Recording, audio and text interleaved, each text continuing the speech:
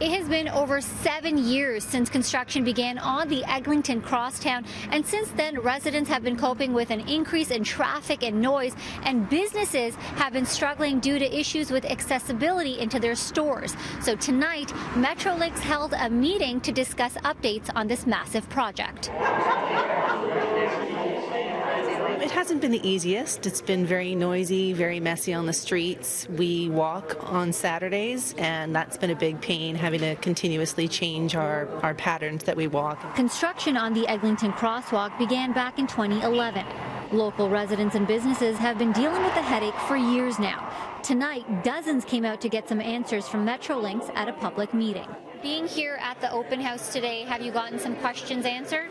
Yeah, they're super informative. One of the things that Metrolinx has learned is that you really need to talk to people. And I think they learned this, I don't know if you know, a couple months ago they were going to actually shut Bathurst Street completely, and the whole community just went crazy. And to their benefit, they came out immediately and said, sorry, we made a mistake, and they backtracked and left the street open.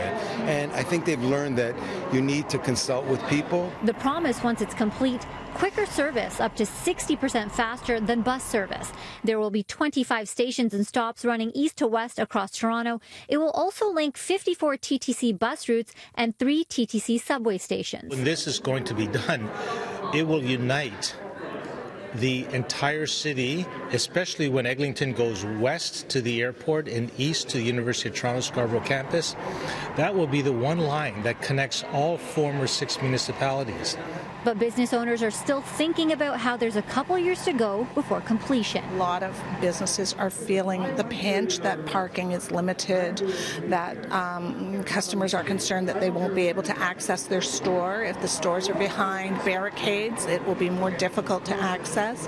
So businesses are very concerned about the foot traffic on their streets. What's really impacting to our traffic patterns where, there's no left, no right, no left, no right. So how are you going to get to where you need to go? In a statement to City News, Metrolinx says in part, before shovels ever went in the ground, Metrolinx worked closely with city divisions and local elected officials to establish a robust business support program to ensure impacts were mitigated as much as possible.